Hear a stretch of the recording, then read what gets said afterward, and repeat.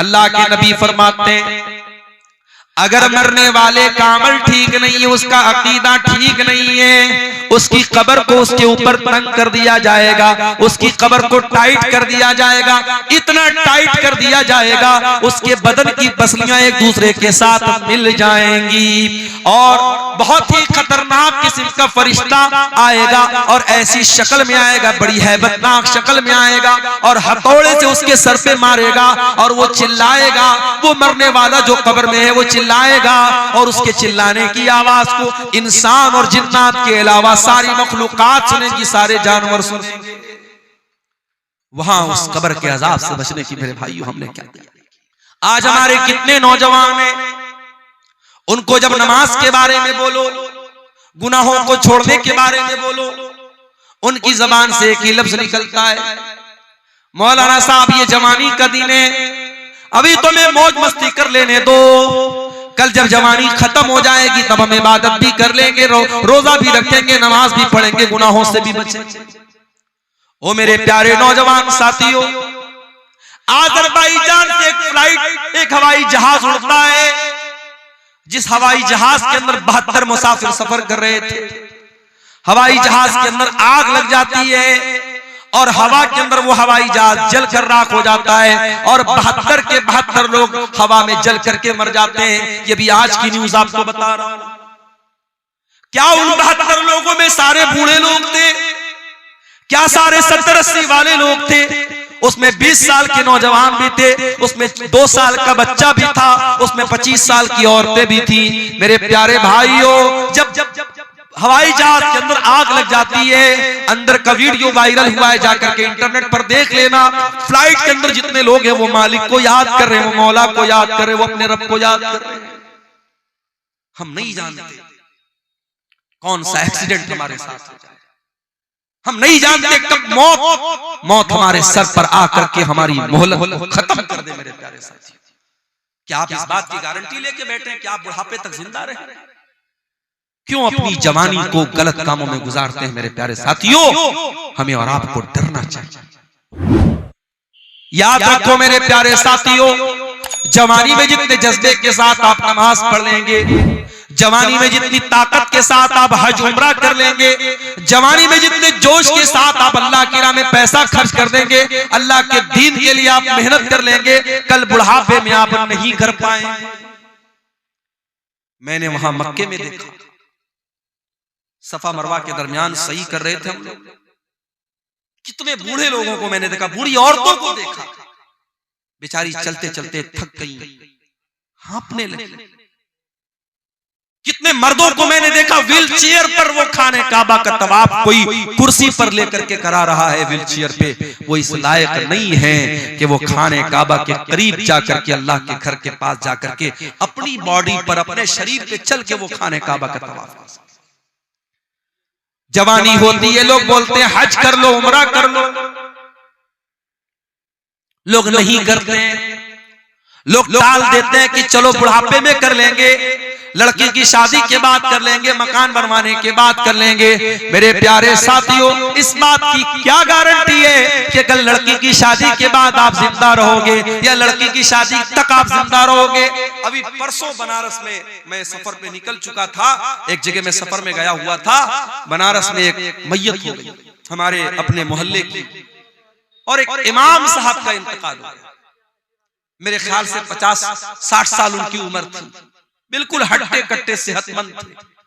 फजर की नमाज पढ़ने गए और फजर की नमाज पढ़ करके जब वापस घर पे आए हैं, फालिज का हमला हुआ है, ब्रेन हेमरेज हुआ है और हॉस्पिटल ले जाते जाते उन्होंने दम तोड़ दिया।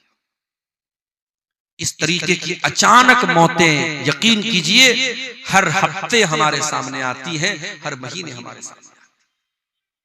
लेकिन हम बड़े गाफिल लोग हैं। किसी मदरसे में, किसी स्कूल में इम्तिहान का टाइम करीब आता है, जो बच्चा साल में कभी पढ़ाई नहीं करता है, अगर उसको पास होना है, अगर उसको अगली क्लास में जाना है, तो वो नादान बच्चा भी सोचता है नहीं यार साल भर नहीं पढ़ा, चलो कोई बात नहीं, इम्तिहान आ गया, एग्जाम आ गया, अब तो थोड़ी पढ़ाई कर लूं। वो मेहनत करता है, पढ़ाई करता है, उसको मालूम है अगर अब मैंने मेहनत नहीं की तो मैं पास नहीं हो पाऊंगा।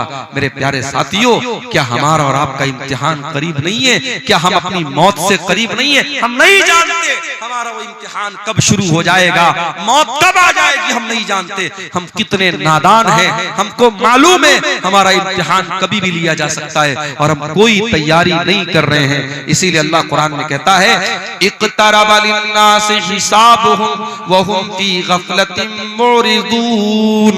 ओ लोगों, तुम्हारे हिसाब का टाइम करीब आ चुका है, फिर भी तुम गफलत की नींद सो रहे हो। याद रखो मेरे भाइयों, 70 साल की उम्र में आप नमाजी बन भी जाएंगे, लेकिन 20 साल की उम्र में जो सजदा आप करेंगे, अल्लाह ताला को ये सजदा जितना महबूब है, 70 साल वाला सजदा अल्लाह को उतना महबूब नहीं। 70 साल में कोई सुधर गया, 60 साल में कोई नेक बन गया, हम उसका मजाक नहीं उड़ा रहे, हम उस पर तंज नहीं कर रहे। कोई 60 साल की उम्र में अगर नमाज पढ़ रहा है बहुत अच्छी बात है, लेकिन तौबा करने का, अल्लाह की तरफ पलटने का, अल्लाह के दीन की तरफ आने का बेहतरीन टाइम जवानी का टाइम है। मेरे प्यारे साथियों, अपनी जवानी में तौबा करो, अपनी जवानी में अल्लाह के प्यारे नबी फरमाते हैं ला तज़ूलु क़दमा इब्ने आदम मिन इंद रब्बिही यौमल क़ियामा। क़यामत के दिन इंसान अपनी जगह से हिल नहीं पाएगा जब तक वो 5 सवालों का जवाब न दे दे। इन 5 सवालों का जवाब अब्दुल गफ्फार साहब को भी देना पड़ेगा, इन 5 सवालों का जवाब हुसैन सलफी साहब को भी देना पड़ेगा, हमारे नाज़िम इजलास साहब को भी देना पड़ेगा, उस्मान मुखिया साहब को भी देना पड़ेगा, पढ़े लिखे को भी देना पड़ेगा, अनपढ़ को भी देना पड़ेगा, दौलतमंद को भी देना पड़ेगा, गरीब को भी देना पड़ेगा, सीमांचल के लोगों को भी देना पड़ेगा, नॉर्थ इंडिया के लोगों को, साउथ इंडिया के लोगों को, सारे बंदों को, सारे इंसानों को देना पड़ेगा। ला तज़ूलु क़दमा इब्ने आदम, जो आदम का बेटा है, जो इंसान है, जो मर्द है, जो औरत है, हर इंसान को और मर्द औरत को इन 5 सवालों का जवाब देना है। अल्लाह, दुनिया का कौन सा एग्जामिनर है जो एग्जाम के पहले आपको पेपर आउट कर दे? पेपर आउट हो जाए तो एग्जाम कैंसिल हो जाता है। उस मालिक का करम देखो, उस रब्बुल आलमीन की रहमत देखो, उसने कयामत के दिन का पर्चा आउट कर दिया। जा मेरे बंदे, तू तैयारी कर, 5 सवाल का जवाब सबको देना, हिल नहीं सकते। पहला सवाल होगा अनुम्रिही फीमा अफना। ऐ इंसान, तूने अपनी जिंदगी को कहां गुजारा? जब तक तू बच्चा था, ना बालिग था, ना समझ था, तेरे गुनाह नहीं लिखे जाते थे, तेरी गलतियां नहीं लिखी जाती थी। जब तू 12-13 साल का हो गया, लड़की को पीरियड आने लगा, लड़के को दाढ़ी मूंछ के बाल आने लगे, ज़ेरे नाप बाल आने लगे, लड़का बालिग हो गया, लड़की बालिग हो गई। अब बालिग होने के बाद से लेकर के अपनी मौत तक, चाहे तू 50 साल तक जिंदा रहा, 60 साल तक जिंदा रहा, 70 साल तक जिंदा रहा, जितनी तुझको जिंदगी मिली मेरे बंदे, तूने बालिग होने के बाद से लेके अपने आखिरी दिन तक तूने क्या क्या किया? चल पूरी जिंदगी का हिसाब दे। अल्लाह, 50 साल में, 60 साल में बालिग होने के बाद से लेकर, बचपन का हिसाब नहीं लिया जाएगा। बचपन में जब इंसान ना समझे उसका अल्लाह के हिसाब नहीं होगा। उसके बाद से लेकर के मरने के दिन तक का हिसाब अल्लाह। अनुम्रिही फीमा, कहां गुजारा तूने जिंदगी, चल हिसाब दे। ये पहला सवाल होगा कयामत के दिन के पेपर। दूसरा सवाल वान शबाबिही फीमा अबला। ऐ मेरे बंदे, तू 70 साल दुनिया में रह के आया था, तेरे 40 साल के बाद की जिंदगी तो बड़ी अच्छी गुजरी। मस्जिद का मुतवल्ली भी बन गया, मदरसे का नाज़िम भी बन गया, हाजी साहब भी बन गया, फजर की नमाज में लाठी लेके पहुंचने लगा, कोई गलत काम नहीं करता था, दिन रात अल्लाह अल्लाह करता था, बहुत अच्छी बात है। लेकिन ऐ मेरे बंदे, तू 20 साल से लेकर के 40 साल तक कैसा था?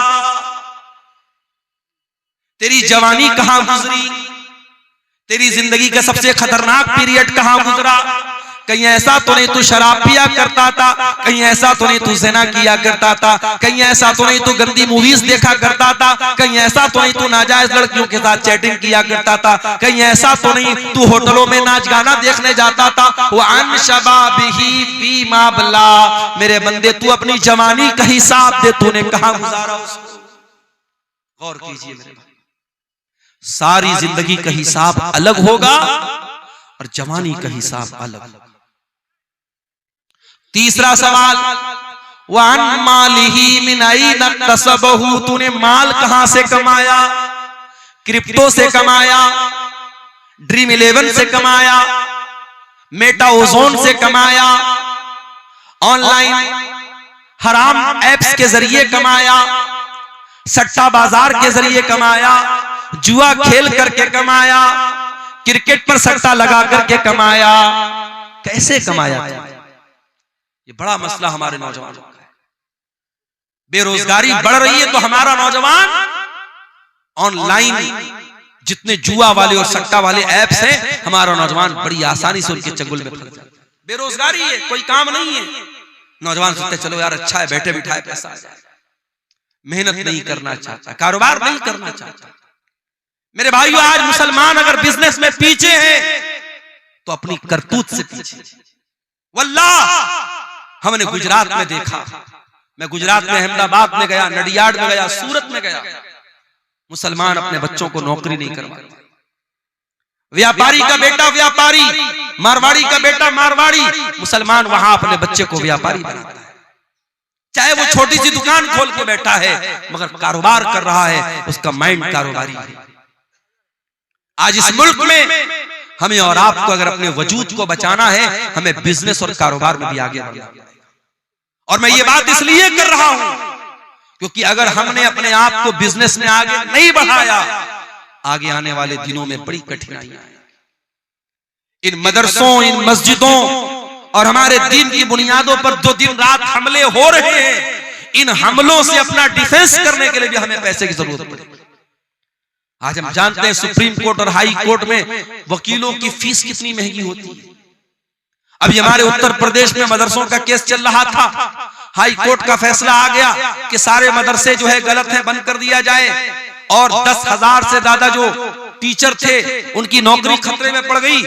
तो वहां मदरसों की जो एसोसिएशन है उसने इस मामले को सुप्रीम कोर्ट में उठाया और सुप्रीम कोर्ट में बड़ी महंगी वहां के वकीलों की एक सुनवाई की जो फीस होती थी 50-50 लाख रुपए होती थी, वो फीस उन्होंने पेमेंट किया और उसके बाद केस को लड़ा और जज साहब के सामने पूरे मामले को रखा और अल्हम्दुलिल्लाह सुप्रीम कोर्ट का जजमेंट आ गया कि नहीं, इतने सैकड़ों सालों से ये मदरसे चल रहे हैं, इन मदरसों को बंद नहीं किया जा सकता। सुप्रीम कोर्ट ने जजमेंट दे दिया, फैसला दे दिया।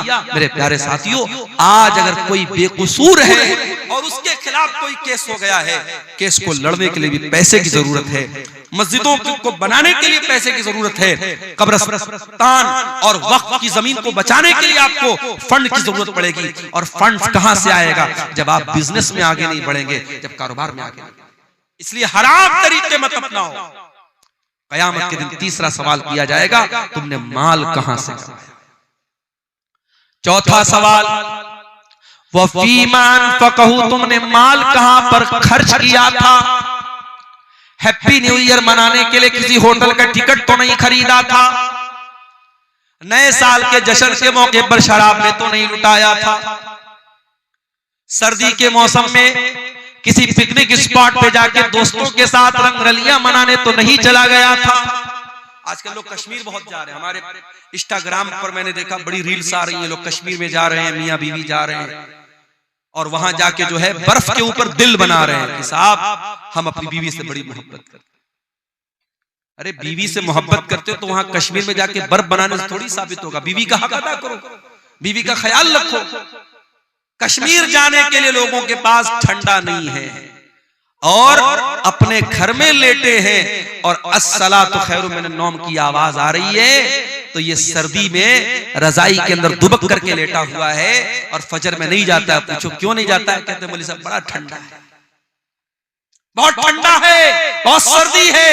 अपने बिस्तर को छोड़ करके तू 10 कदम दूर मस्जिद में नहीं जा सकता, तेरे लिए बहुत ठंडा है। और इसी दिसंबर के कड़कड़ाते हुए सर्दी और ठंडे में कश्मीर चला जाता है दोस्तों के साथ, और मनाली और कुल्लू चला जाता है अपनी फैमिली के साथ। मेरे प्यारे साथियों, इससे पता ये चलता है कि तेरे दिल में अल्लाह की मोहब्बत कितनी है, तेरे दिल में ईमान की मोहब्बत कितनी।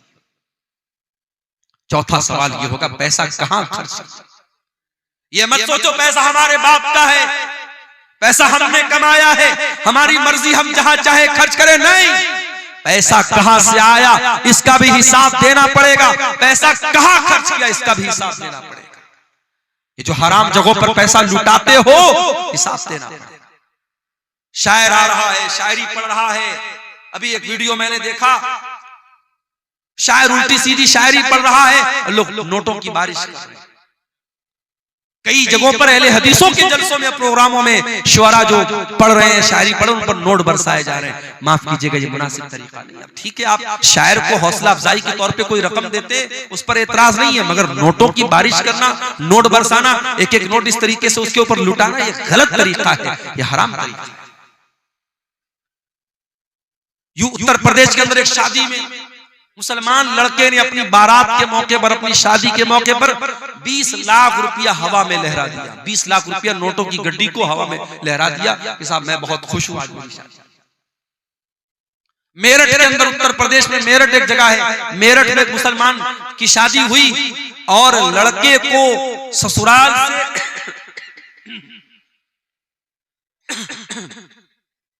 लड़के को ससुराल से 2.5 करोड़ रुपए की रकम मिली। और मौलाना साहब जो निकाह पढ़ाने आए तो उनको 11 लाख रुपए कैश। हमारे यहाँ जब ये न्यूज आई तो हमारे बहुत सारे मदरसे के टीचरों ने कहा कि चलो अब वही मेरठ में चल के हम लोग निकाह पढ़ाते हैं। 11 लाख रुपए एक निकाह का मिल रहा है। तो मुसलमान पैसा लुटा रहा है भाई।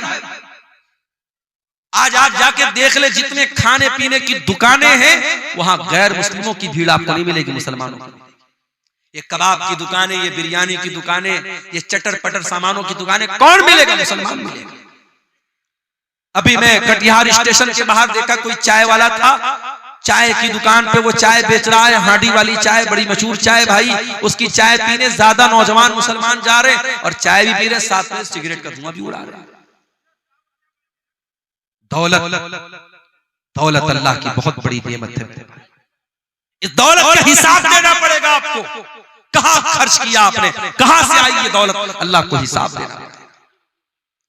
5वां सवाल किया जाएगा, व माज़ा अमिला फीमा अलीमा, तूने जो इल्म हासिल किया, हर साल तेरे मदरसे का जलसा होता था, तू परिवार के साथ जलसे में जाता था, औरत भी जाती थी, मर्द भी जाता था। कभी बनारस से कोई आलिम आया, कभी दिल्ली से आया, कभी कलकत्ता से आया, कभी इटावा से आया। तूने उलमा के बयानात को सुना, व माज़ा अमिला फीमा अलिमा, तूने उस इल्म के ऊपर अमल कितना किया? अमल कुछ नहीं किया, अमल कुछ नहीं किया। पिछले साल भी जो बेनमाजी, इस साल भी बेनमाजी। पिछले साल भी जो सूद खाता था, इस साल भी सूद खा रहा है। पिछले साल जो जुआ खेलता था, इस साल भी जुआ खेल रहा है। पिछले साल जो ज़िना में मुलव्विस था, इस साल भी ज़िना में मुलव्विस है। मेरे प्यारे साथियों, अगर इतनी तकरीरों और जलसों के बावजूद अगर हम अमल नहीं करते हैं, माफ कीजिए, ये एनर्जी, ये पैसा, ये सरमाया, ये कैपिटल जो लग रहा है इन जलसों पर, इन तकरीरों में, सब बर्बाद न हो जाए, कहीं कयामत के दिन हमारे लिए मुसीबत न बन जाए। क्योंकि अल्लाह पूछेगा, व माज़ा अमिला फीमा अलिमा, तूने जो इल्म हासिल किया उस इल्म के ऊपर तूने अमल किया। मई जून का महीना आता है, हमसे गर्मी बर्दाश्त नहीं होती। जिसके घर में अल्लाह ताला ने ताकत दी वो एसी लगवाता है, जिसके घर में इस्तिताअत एसी की नहीं वो कूलर लगवाता है, जिसके घर में कूलर नहीं कम से कम पंखा चल रहा है। हमसे गर्मी बर्दाश्त नहीं होती, हम ट्रेन का सफर करते हैं, हम कोशिश करते हैं एसी में सफर करें। गर्मी के मौसम में हम स्लीपर में सफर नहीं कर सकते। मेरे प्यारे साथियों, कभी आपने सोचा और गौर किया कि कब्र की उस 2 गज जमीन के अंदर जब आप जाएंगे, वहां कौन आपको एसी देगा, वहां कौन आपको कूलर देगा, वहां कौन आपको पंखा देगा? अल्लाह के नबी फरमाते हैं, अगर मरने वाले का अमल ठीक नहीं है, उसका अकीदा ठीक नहीं है, उसकी कब्र को उसके ऊपर तंग कर दिया जाएगा, उसकी कब्र को टाइट कर दिया जाएगा, इतना टाइट कर दिया जाएगा उसके बदन की पसलियां एक दूसरे के साथ मिल जाएंगी और बहुत ही खतरनाक किस्म का फरिश्ता आएगा और ऐसी शक्ल में आएगा, बड़ी हैबतनाक शक्ल में आएगा और हथौड़े से उसके सर पे मारेगा और वो चिल्लाएगा। वो मरने वाला जो कब्र में है वो चिल्लाएगा और उसके चिल्लाने की आवाज को इंसान और जिन्नात के अलावा सारी मखलूकात सुनेंगी, सारे जानवर सुनेंगे। वहां उस कब्र के अजाब से बचने की मेरे भाइयों हमने क्या किया? कयामत के दिन जब सूरज 1 मील की दूरी पर होगा, गर्मी से लोग बेहाल होंगे, पसीने में डूबे हुए होंगे। अल्लाह के नबी फरमाते हैं सबअतुन युज़िल्लुहुमुल्लाहु फी ज़िल्लिही यौमा ला ज़िल्ला इल्ला ज़िल्लुहु। कयामत के दिन 7 लोग ऐसे होंगे जिनको अल्लाह ताला अपने अर्श का साया देगा और जिसको अल्लाह ताला अर्श का साया दे देगा उसको एसी की जरूरत नहीं पड़ेगी, उसको कूलर की जरूरत नहीं पड़ेगी, उसको गर्मी ही नहीं लगेगी, उसको पसीना ही नहीं बहेगा। समझो अल्लाह ताला अपनी स्पेशल एसी दे देगा कयामत के दिन। किसको? 7 लोग। नंबर 1 अल इमामुल आदिल, अदल इंसाफ करने वाला इमाम। इमाम किसको बोलते हैं? मस्जिद में नमाज पढ़ाने वाला इमाम यहां मुराद नहीं है। इमाम से मुराद वो इंसान है जिसके हाथों में लोगों की बागडोर हो, जो अपने इलाके का सरपंच हो, अपने इलाके का सरदार हो, अपने शहर का जिम्मेदार हो, अपने रियाया का बादशाह हो, अपने इलाके का वजीर हो, जिसके हाथ में हुकूमत हो, प्रशासन हो, एडमिनिस्ट्रेशन हो, उसको अल्लाह के नबी ने इमाम कहा है। और इमाम की पहचान ये होनी चाहिए, वो इमाम आदिल, जिसके हाथ में हुकूमत हो, वो किसी के साथ अन्याय न करे, अत्याचार न करे, जुल्म न करे। अगर हुकूमत है और अत्याचारी है, वो जालिम है, अल्लाह के उसकी बड़ी सख्त पकड़। नंबर 2 वशाफुन नशा फी इबादतिल्लाह, और अल्लाह ताला कयामत के दिन अपने अर्श का साया उस इंसान को देगा, उस नौजवान को देगा जिसकी जवानी अल्लाह की इबादत में गुजरी हो। जवानी अल्लाह की इबादत में गुजरी, जिसकी जवानी मस्तियों में, हराम कामों में, अय्याशी में न गुजरी हो, जिसने अपनी जवानी को अल्लाह की इबादत में गुजारा। शेख सादी कहते हैं दर जवानी तौबा करदन शेवे पैगंबरी, वक्त पीरी गुर्गे जालिम की शवत परहेजगार। अरे जवानी में तौबा करो, जवानी में तौबा करना और अल्लाह की तरफ लौट के आ जाना, ये पैगंबरों का तरीका है, ये नबियों का तरीका है। बुढ़ापे में तो जालिम भेड़िया भी शरीफ बन जाता है। बुढ़ापे में तौबा कर ली तो कौन सा कमाल कर लिया? तौबा करना है तो जवानी में, नमाज की आदत डालना है जवानी में डालो। हज और उम्रा अगर अल्लाह ने दौलत दी है, हज और उम्रा जवानी में जाके करो, अपनी बीवी को लेके जाओ, जवानी में कराओ मेरे प्यारे साथियों। और जवानी में जब आप हज और उम्रा करेंगे उसकी एक अलग लज्जत मिलेगी। उसके बाद फरमाया वरजुलानी तहाब्बा फिल्लाहि इज्तमा अलैहि व तफर्रका अलैहि, और 2 लोग आपस में मोहब्बत करते हो अल्लाह के लिए, मिलते हो तो अल्लाह के लिए, जुदा होते हो तो अल्लाह के लिए। मुझे मालूम है सीमांचल के इस इलाके में बहुत मोहब्बतें भी मुझको मिलती हैं। बाज़ इलाकों में जाता हूं, 70 साल का बूढ़ा आता है, मुझे बड़े खुश होकर के मुझसे मुसाफा करता है और बड़ी खुशी के साथ कहता है मौलाना आज तक आपको यूट्यूब में देखते थे, आज पहली बार रियल देखे। ऐसी बूढ़ी औरतों के फोन भी मेरे पास आते हैं जो कहती है कि मौलाना रात में आपकी तकरीर सुने बगैर नहीं सोती, मेरा कोई रिश्ता नहीं है, कोई रिलेशन नहीं है, मैं उनके इलाके का नहीं हूं, फिर ये मोहब्बत क्यों है? ये मोहब्बत इसलिए है कि कहीं ना कहीं दिल में ये बात है कि ये अल्लाह की बात बता रहा है, रसूल की बात बता रहा है। अल्लाह की मोहब्बत ये हमारे और आपके रिश्ते को जोड़ रही है। 7 दिसंबर को मेरा प्रोग्राम था रत्नी, इसी कटिहार के रत्नी इलाके में। मजबूरी आ सकती है, मिस हैपनिंग आ सकती है। शनिचर का दिन था, प्रोग्राम में मैं नहीं आ सका, छुट्टी नहीं मिल पाई। जिम्मेदारान मुझे आखिरी दिन तक फोन करते रहे। मैं 1 हफ्ता पहले उनको बता दिया मैंने कि देखिए बहुत सख्ती हो गई है, छुट्टी नहीं मिल रही। लेकिन प्रोग्राम में मैं नहीं आ पाया। बाद में बहुत लोग नाराज भी हुए। लोगों ने वहां कमेटी वालों को कहा कि लोगों ने झूठ मूठ बात नहीं की, मौलाना से नाम दे दिया। हम सबको ये बात समझनी चाहिए, जलसे के मैनेजमेंट कमेटी को भी समझना चाहिए और आम पब्लिक को भी ये समझना चाहिए कि जिस मुकर्रिर को हम बुलाते हैं वो भी इंसान है, उसके साथ मजबूरी आ सकती है, उसके साथ कोई हादसा हो सकता है, और खास तौर से अगर वो इंसान किसी इदारे के साथ जुड़ा है, किसी बंधन में है, किसी मुलाजमत में है, तो फिर उसके साथ और मजबूरियां भी हो सकती हैं। हमें तमाम बातों का लिहाज रखना चाहिए। मोहब्बत कभी कभी बहुत भारी पड़ जाती है। अब कहीं मैं नहीं पहुंच पाया, जलसे वाले जानते मेरी मजबूरी है, लेकिन आम पब्लिक नहीं जानती। आम पब्लिक जलसे वालों को दोषी करार देती है और वो लोग नहीं समझते कि भी किसी मजबूरी की वजह से मौलाना नहीं आ पाए। तो अल्लाह के नबी फरमाते कि दो लोग जो मोहब्बत करते हो अल्लाह के लिए, पैसे के लिए मोहब्बत बहुत होती होगी, जमीन जायदाद के लिए मोहब्बत बहुत होती होगी। नेताजी आते हैं आपके पास, बड़ी मोहब्बत की बात कर रहे हैं, नेताजी वोट लेने के लिए आते हैं, साल भर वोट मिल जाता है, फिर 5 साल गायब हो जाते हैं। मगर वो मोहब्बत कि रात में आप जब दुआ के लिए हाथ उठाते हैं तो आप दुआ करते हैं, वो मोहब्बत अल्लाह की। वो मोहब्बत के इंसान मर गया। इसी इलाके के जो बुजुर्ग उलमा दुनिया से चले गए, आज भी हम उनको याद करते तो उनके लिए दुआ करते हैं। ये मोहब्बत अल्लाह के लिए होती है। वरजुलानी तहाब्बा फिल्लाही, कयामत के दिन अल्लाह ताला अपने अर्श का साया उन दो लोगों को देगा जो आपस में मोहब्बत करते हो अल्लाह के लिए, मिलते हो तो अल्लाह के लिए, जुदा होते हो तो अल्लाह के लिए। वरजुलुन क़ल्बुहु मुअल्लक़ुन फिल मसाजिद, और वो इंसान भी कयामत के दिन अल्लाह के अर्श का साया पाएगा जिसका दिल मस्जिद में अटका हो। हमारा दिल तो मोबाइल में अटका रहता है, 1 मिनट के लिए मोबाइल डिस्चार्ज हो जाए हम बेचैन हो जाते। कभी वो बेचैनी नमाज के लिए क्यों नहीं पैदा होती? आप मार्केटिंग करने गए मंगल बाजार, असर का टाइम आया, आप 2 मिनट 5 मिनट निकाल करके बाजू की मस्जिद में नमाज नहीं पढ़ सकते थे क्या? शाम को आप कहीं दोस्तों के साथ घूमने गए, इशा की जमात का टाइम निकल गया, घर वापस आए, आप घर वापस आकर के इशा की नमाज नहीं पढ़ सकते थे क्या? अगर नमाज की फिक्र होगी, नमाज की टेंशन होगी, नमाज की चिंता होगी, आप कहीं भी चले जाएं आपको नमाज की फिक्र लगी रहेगी।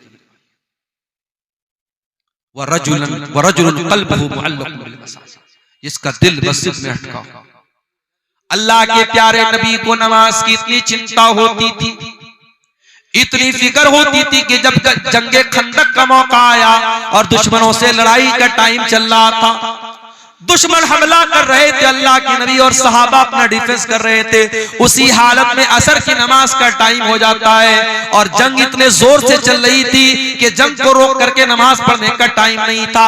यहां तक कि सूरज गुरूब हो गया और मगरिब का टाइम आ गया और असर की नमाज कज़ा हो गई। अल्लाह के प्यारे नबी किसी पर बद्दुआ नहीं करते थे, किसी के बारे में बुरा भला नहीं बोलते थे, लेकिन जब उन लोगों की वजह से आपकी असर की नमाज कज़ा हो गई, आपने बड़े गुस्से में बद्दुआ दी और आपने फरमाया मला अल्लाहु बुयूतहुम व क़ुबूरहुम नारा, अल्लाह उनके घरों को जहन्नम की आग से भर दे, अल्लाह उनकी कब्रों को आग से भर दे। शगलूना अनिस सलातिल वुस्ता, उनकी वजह से हमारी फजर की नमाज चली गई, माफ कीजिएगा असर की नमाज, उनकी वजह से हमारी असर की नमाज चली। नबी की एक नमाज छूटी है, छूटी भी नहीं, कज़ा हुई है। नबी को इतनी तकलीफ पहुंची कि नबी ने बद्दुआ की है। मेरे प्यारे साथियों, कभी गौर करना, रात भर जलसा सुनने के बाद अगर जानबूझ करके हम फजर की नमाज नहीं पढ़ते और इसको मामूल बना के रखा है हमने, हम अल्लाह को क्या जवाब देंगे? अल्लाह के नबी फरमाते हैं कयामत के दिन अल्लाह तबारक व तआला अपने अर्श का साया उस इंसान को देगा जिसका दिल मस्जिद में अटका हो। और कभी कभी मस्जिद में जाया करो तो ये मत सोचा करो मस्जिद में झाड़ू लगाना ये मस्जिद के मुअज्जिन का काम, उसको हकीर मत समझो। अरे मौका मिले तो मस्जिद की लैट्रीन को खुद साफ कर दो, मस्जिद के फर्श को खुद साफ कर दो, क्या पता जब अल्लाह ताला के नेकियों की कमी पड़ जाए तो यही एक नेकी हमारे काम आ जाए और अल्लाह कह दे कि मेरा ये बंदा मस्जिद में नमाजियों के लिए गंदगी साफ कर देता था, ये मस्जिद में झाड़ू लगा देता था, ये नमाजियों के लिए मस्जिद को साफ कर देता था। मेरे प्यारे साथियों, मस्जिद से अपने ताल्लुक को मजबूत करो, मस्जिद से अपने रिश्ते को मजबूत करो। अल्लाह के नबी फरमाते हैं वो इंसान जिसका दिल मस्जिद में अटका हो उसको क़यामत में अल्लाह अपने अर्श का साया देगा। नंबर 6, वरजुलुन दातहुम रातुन ज़ातु मनसबिन व जमालिन फ़क़ाल इन्नी अख़ाफ़ुल्लाह। और वो इंसान भी क़यामत के दिन अल्लाह के अर्श का साया पाएगा जिसको कोई खूबसूरत औरत और पैसे वाली औरत, मलका औरत, हुकूमत वाली औरत गुनाह की दावत दे और वो ये कह के ठुकरा दे कि मैं अल्लाह से डरता हूं। ज़िना का मौका मिले, बदकारी का मौका मिले और वो ठुकरा दे, उस पाक दामन इंसान को अल्लाह के नबी फरमाते हैं क़यामत के दिन अल्लाह अपने अर्श का साया। आज हमारा नौजवान क्या कर रहा है मेरे भाई? ज़िना के मौके तलाश कर रहा है। किसी लड़की का नंबर मिल जाए, बार बार उस लड़की को फोन करके तंग करना। किसी का कोई फेसबुक आईडी मिल जाए, कितनी मुसलमान लड़कियां जो फेसबुक चलाती शिकायत करती हैं। अच्छे खासे जो बड़े दीनदार किस्म के लोग हैं जो दिन रात फेसबुक पर दीन की बातें करते हैं, वो भी प्राइवेट चैटिंग करने की कोशिश करते हैं। मोहतरमा आप क्या कर रही हैं, क्या खा रही हैं? मेरे भाइयों, ज़िना के मौके तलाश मत करो। अगर अल्लाह ने आपको ज़िना से बचाया है, बदकारी से बचाया, अल्लाह का शुक्र अदा करो, मौका मत तलाश करो। अगर आज तक अल्लाह ताला ने आपके दामन को इस गंदगी से बचा के रखा है, अपने भाइयों से भी कहता हूं, अपनी बहनों से भी कहता हूं, आइंदा जिंदगी में भी अपने दामन को बचा के रखो। इसलिए कि अगर गुनाह का मौका मिल रहा है तो ये शैतान की बहुत बड़ी चाल है और अल्लाह की तरफ से बहुत बड़ी आजमाइश है। और इस अगर गुनाह का मौका मिलेगा और फिर अपने आप को गुनाह से बचाना फिर आसान काम नहीं होगा। अल्लाह के नबी फरमाते हैं वो इंसान जिसको कोई खूबसूरत औरत और पैसे वाली औरत गुनाह की दावत दे और वो ये कह के ठुकरा दे कि मैं अल्लाह से डरता हूं, उस इंसान को अल्लाह ताला क़यामत के दिन अपने अर्श का साया देगा। उसके बाद फरमाया वरजुलुन तसद्दक़ बिसदक़तिन फ़अख़फ़ाहा हत्ता ला तअलम शिमालुहु मा तुनफ़िक़ु यमीनुहु। अल्लाह के अर्श का साया उस इंसान को भी मिलेगा जो दाएं हाथ से सदका करे और इतना चुपके से सदका करे कि बाएं हाथ को भी पता न चले। जाड़े का मौसम है, एक इंसान कार से जा रहा है, फुटपाथ पर एक गरीब आदमी को देखा, बेचारा सर्दी में ठिठुर रहा है। वो अपने कार से उतरता है और अपनी जैकेट उसको पहना देता है, उसको कंबल उड़ा देता है। उस गरीब को मालूम भी नहीं मुझको कंबल उड़ाने वाला कौन है, उस अमीर को पता नहीं मैंने किसको कंबल उड़ाया है। कोई कैमरे से फोटो भी नहीं ले रहा है, कोई एडवर्टीजमेंट भी नहीं हो रहा है, कोई प्रचार प्रसार भी नहीं हो रहा है। सिर्फ इस बात की खुशी है कि ये काम मैं अल्लाह के लिए कर रहा हूँ। अल्लाह के नबी फरमाते हैं अगर ऐसी कोई नेकी करके जाएगा तो अल्लाह ताला क़यामत के दिन उसको अर्श का साया देगा। आजकल तो गरीब को राशन भी देते तो फोटो खींच के देते, कितनी गलत बात है। कोई बेचारा गरीब है, मजबूर है, उस औरत को राशन का पैकेट दे रहे हो तो उसका दुनिया के सामने तमाशा बना और उसका फोटो खींच रहे हो।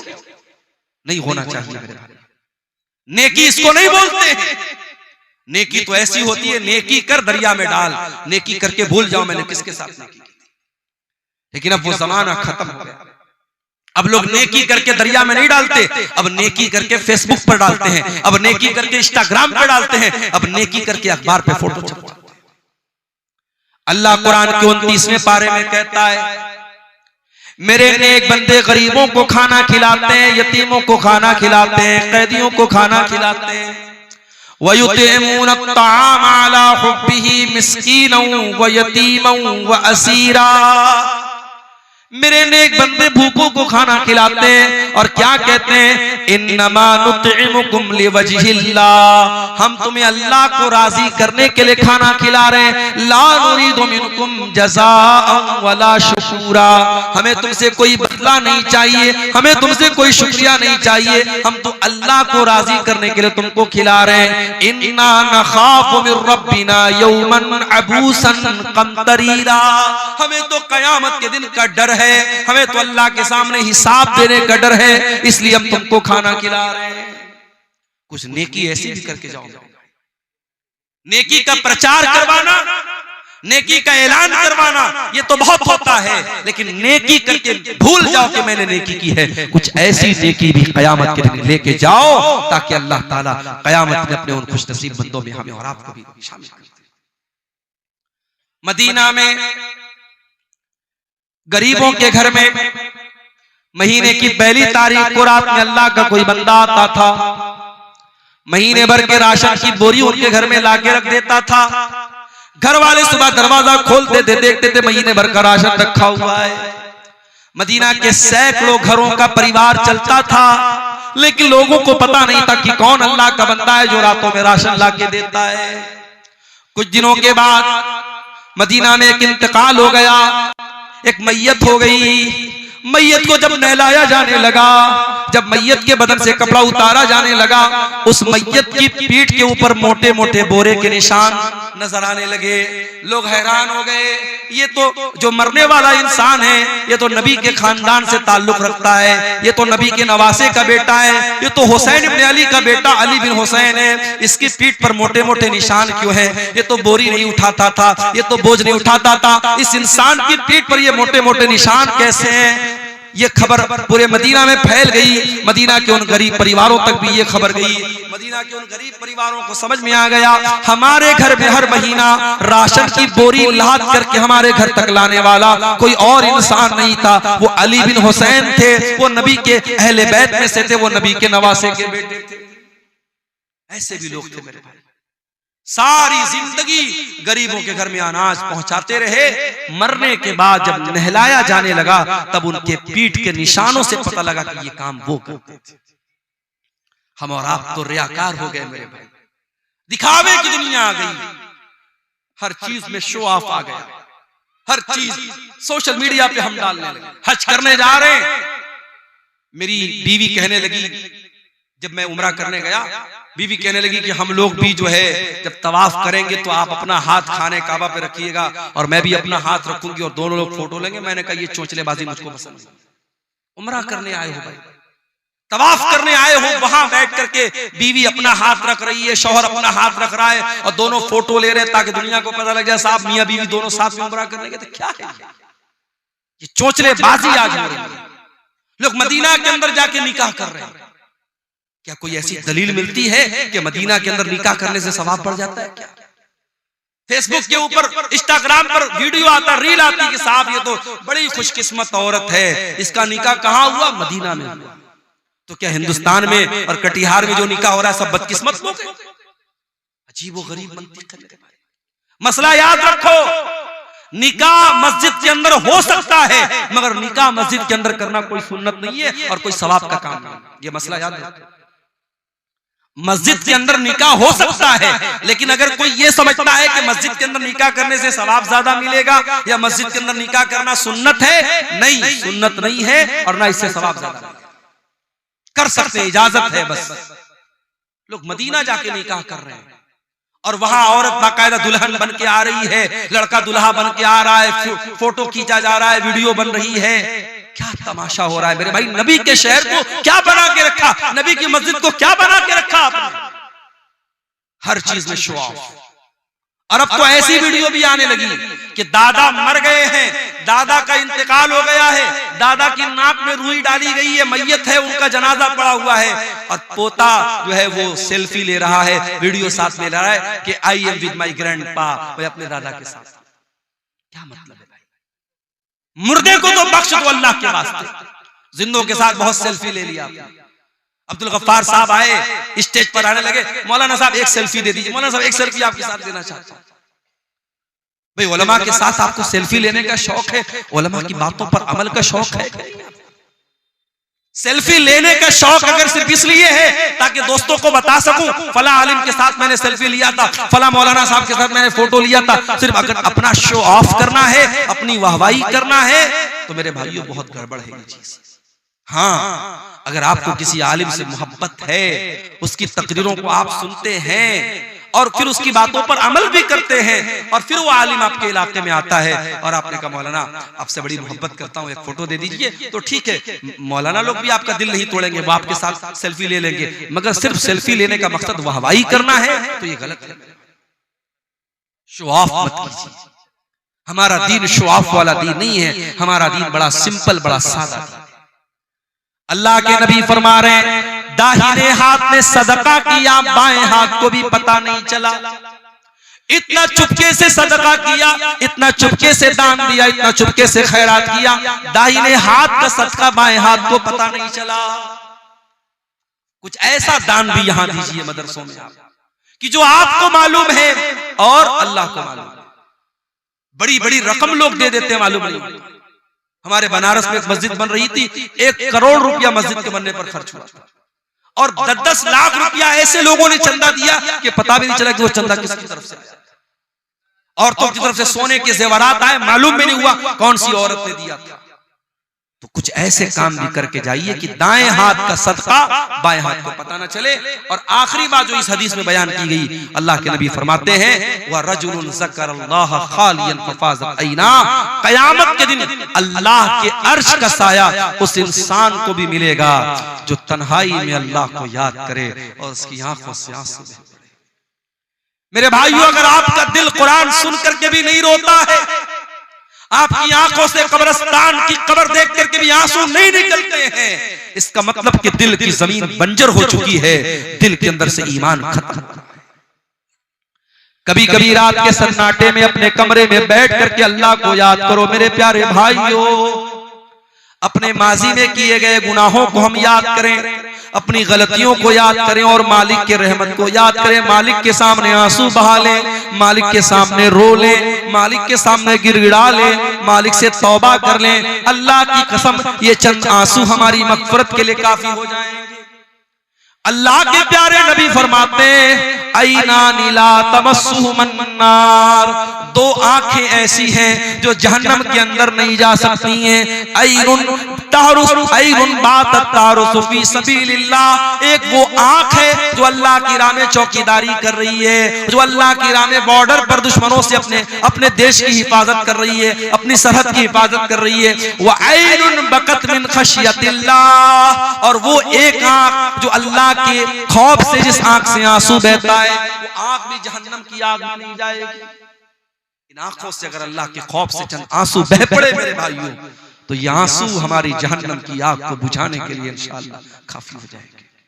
और ये भी याद रखो, सर्दी जब बहुत ज्यादा होती है ना, तो हम घरों से नहीं निकलते। अभी तो सर्दी नॉर्मल है, लेकिन जनवरी में हो सकता है सर्दी ज्यादा पड़ेगी। जब सर्दी ज्यादा पड़ती है तो कोहरा बहुत ज्यादा हो जाता है, लोग अपने घर से नहीं निकलते। आपको मालूम है, सर्दी का ज्यादा होना भी जहन्नम के अजाब की एक निशानी है।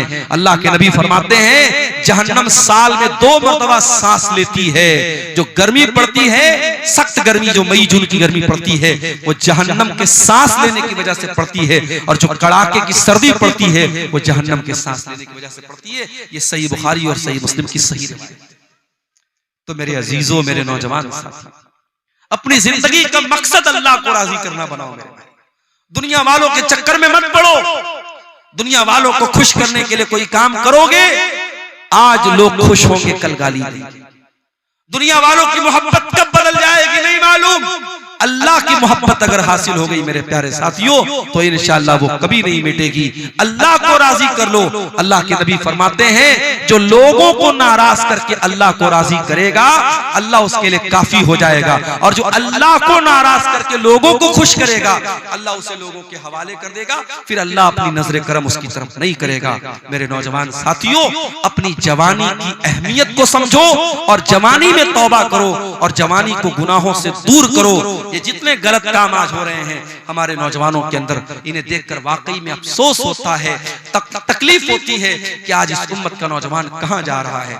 जब सुबह हम 4 बजे रोड पर निकलते हैं, गैर मुस्लिम नौजवान हाईवे पर कसरत कर रहे हैं, कोई पुलिस की में जाने की तैयारी कर रहा है, कोई आर्मी में जाने की तैयारी कर रहा है, अपने दुनिया की नौकरी के लिए और दुनिया के मकसद के लिए एक गैर मुस्लिम नौजवान सुबह 4 बजे उठ करके सड़क पर, वो भी टी शर्ट पहन करके, लोअर पहन करके वो कसरत कर रहा है। और हमारा मुसलमान नौजवान रात में सिगरेट पी करके और जुआ खेल करके और शराब पी करके पड़ा हुआ है बिस्तर के ऊपर और फजर की नमाज में गायब है। मेरे प्यारे साथियों, ये सूरत हाल बड़ी तकलीफदेह है, ये सूरत हाल बड़ी तकलीफदेह है। आज उम्मत के नौजवानों को आगे बढ़ने की जरूरत है। हमारी तारीख बड़े रोशन नौजवानों से भरी पड़ी है। हमने तारीख में उक़बा इब्न नाफे को देखा है, जिसने बहरे अतलस में अपने घोड़ों को दाखिल किया था और कहा था, अल्लाह की कसम, मोहम्मद के रब की कसम, अगर मुझे मालूम हो इस दरिया के उस पार भी कोई मखलूक रहती है तो मैं अल्लाह की राह में अपने घोड़ों को पानी में डाल दूंगा और जाकर के उस कौम से जंग करूंगा जब तक कि वो ला इलाहा इल्लल्लाह और मोहम्मद रसूलुल्लाह का कलमा नहीं पढ़े। हमारी कौम तो बहादुरों की कौम रही है मेरे भाई, हमारी तारीख तो बहादुरों की तारीख रही है। ये बुज़दिली की चादर हटा दो, ये मायूसी की चादर हटा दो। इस मुल्क की तारीख बड़ी रोशन रही है। इस मुल्क को आजाद कराने में मौलाना अबुल कलाम आजाद, मौलाना हसरत मोहानी और इसी तरीके से बहुत सारे उलमाए किराम ने अपनी कुर्बानियां दी हैं। आज इस मुल्क में जो हालात हम देख रहे हैं, हम मायूस ना हो। इंशाअल्लाह अगर हम मेहनत करेंगे, स्ट्रगल करेंगे, मुल्क के हालात की तस्वीर भी इंशाअल्लाह बदलेगी। ये 1-2 सवालात आए हैं, हम जवाब देकर के इंशाअल्लाह अपनी बात को खत्म करेंगे। एक सवाल आया है, क्या कोई नमाजी चीर कर दूसरे नमाजी को साइड हटाकर बैठते हैं तो उसकी इस्लाम में जायज की क्या सूरत है क्या? देखिए, ये बड़ा अहम मसला पूछा है जिसने भी पूछा है। मान लीजिए कि आप मस्जिद में गए और आगे की सफ में जगह नहीं है और पीछे आप अकेले हैं। अब अकेले सफ के पीछे अकेले नमाज पढ़ने से अल्लाह के नबी ने मना किया है, तो अब आप क्या करेंगे? तो कुछ लोग कहते हैं कि आगे की सफ में से किसी को खींच लेंगे हम। तो ये जो खींचने वाली रिवायत है वो सही नहीं है, ज़ईफ है, तो खींचना तो सही नहीं है। अब क्या करेंगे? वेट करेंगे। कितना वेट करेंगे? अगर ज्यादा वेट करेंगे तो नमाज चली जाएगी, रकात चली जाएगी। तो अगर रकात जा रही है या नमाज जा रही है तो आप अकेले भी सबके पीछे खड़े हो सकते। अगर साइड में कोई जगह नहीं तो आप अकेले खड़े हो सकते। अब आप पूछेंगे, मौलाना साहब जब मना किया गया हदीस में तो अकेले क्यों खड़े हो? तो इसलिए क्योंकि ये एक्सेप्शनल सूरत हाल, ये मजबूरी की सूरत है और मजबूरी में सबके पीछे अकेले खड़े हो सकते। मिसाल के तौर पर अगर मर्दों की सफ लगी है और एक औरत को नमाज पढ़ना है तो औरत कभी भी मर्दों की सफ में नमाज नहीं पढ़ेगी, वो पीछे पढ़ेगी। तो अगर अकेली औरत और आगे मर्दों की सफ लगी है, या मान लो मियां बीवी भी घर में नमाज पढ़ रहे हैं, शौहर नमाज पढ़ा रहा है तो शौहर आगे खड़ा होगा, बीवी पीछे खड़ी होगी। तो जब औरत सबके पीछे अकेली खड़ी हो सकती है क्योंकि वहां एक्सेप्शनल केस है, तो मर्दों में भी अगर मजबूरी है, नमाज जा रही है, अगर कोई आ रहा है, कोई वजू कर रहा है तो वेट कर लो, आकर के उसके साथ शामिल हो जाओ। अगर नमाज जाने का डर है तो आप अकेले भी सबके पीछे खड़े हो सकते हैं। इस मसले में यही सही सूरत हाल है इंशाअल्लाह। ईद और रोजा सऊदी के तारीख के मुताबिक हिंदुस्तान में भी उसी दिन ईद मनाए और रोजा रखे, तो क्या ये सही है? देखिए, कुछ उलमा का जरूर ये फतवा है कि हमें सऊदी के हिसाब से रोजा रखना चाहिए और सऊदी के हिसाब से ईद मनानी चाहिए। कुछ उलमा का ये फतवा है, मगर उन उलमा का ये कहना है कि सारी दुनिया में एक ईद होनी चाहिए और एक रोजा होना चाहिए, जबकि ऐसा नहीं है। हम जानते हैं कि हमारे यहाँ जो चांद दिखता है वो सऊदी के चांद से एक दिन बाद दिखता है आमतौर से। तो अब जब ये डिफरेंस है और हमारी ईद और सऊदी की ईद हर साल डिफरेंट आ रही है, तो उन्हीं उलमा का ये भी फतवा है कि जब तक इस पर सारी उम्मत का इत्तेफाक नहीं हो जाता तब तक अपने इलाके के हिसाब से आप रोजा रखिए और अपने इलाके के हिसाब से आप ईद मनाइए। उसमें कोई नया मसला पैदा करके मुसलमानों में आपस में इंतशार पैदा मत। बेंगलोर वगैरह में बाकायदा मैंने देखा कि जो एक चांद वाले लोग हैं जो सऊदी के हिसाब से रोजा रखते हैं, वो एक दिन पहले अपनी ईद मनाते हैं और एक दिन पहले रोजा रखते हैं, उनकी ईदगाह भी अलग है। तो ये तो बहुत बड़ा फितना है, एक इंतशार पैदा हो रहा है, एक फितना पैदा हो रहा है। इससे हमें और आपको परहेज करना चाहिए। उसके बाद एक सवाल है, क्या सवाल है ये? नमाज में रुकू मिलने से क्या रकात पूरी हो जाती है या नहीं? देखिए, नमाज में रुकू मिल जाने से रकात मिलती है या नहीं, इस मसले में उलमा का इख्तिलाफ है। कुछ हदीसों से ये बात मालूम होती है कि रुकू मिल गया तो रकात मिल गई, लेकिन ज्यादातर दलीलों से ये बात समझ में आती है कि सिर्फ रुकू मिलने से रकात नहीं मिलती, क्योंकि जिसको रुकू मिला है उसको सूरह फातिहा भी नहीं मिली, इमाम के साथ क़ियाम भी नहीं मिला, इमाम के साथ क़िरात भी नहीं मिली। तो ज्यादा सही और मजबूत बात यही है कि रुकू मिलने से रकात आपकी काउंट नहीं होगी, आपको वो रकात दोहरानी पड़ेगी। इस मसले में इख्तिलाफ है, लेकिन ज्यादा मजबूत बात यही है। वल्लाहु आलम बिस्सवाब। पैदल हज पे जाना अभी के जमाने में क्या काबिल कबूल है?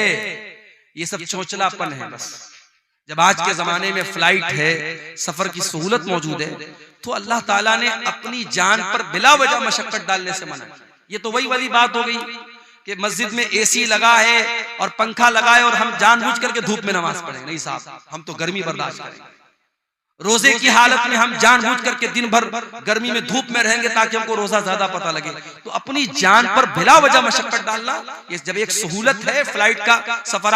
एक जमाने में लोग पानी के जहाज से हज करने जाते थे, 6-6 महीना लोग जाते थे और उसमें कितने लोग हाजी लोग रास्ते में मर जाते थे, इंतकाल हो जाता था। आज अल्लाह का फजल करम है, कलकत्ता से, दिल्ली से, मुंबई से डायरेक्ट फ्लाइट जा रही है जद्दा। आप 4 घंटे में 3 घंटे में जद्दा पहुंच गए। तो जो काम 3 घंटे में हो सकता है बिला वजह आप 3 महीने में करेंगे, ये बिल्कुल सही चीज नहीं। अगर कोई मुसलमान लड़की किसी गैर मुसलमान से शादी होने के बाद वो लड़की तलाक लेना चाहती है तो उनका तलाक हो जाएगा?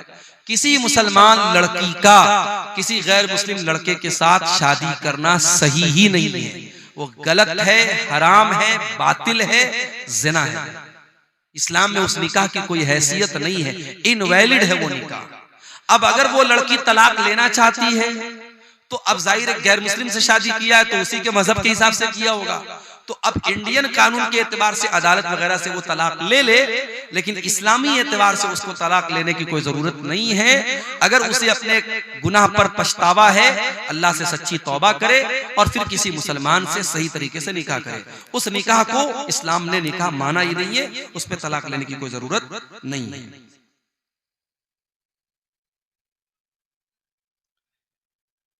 बीवी का शौहर पर कितना हक है?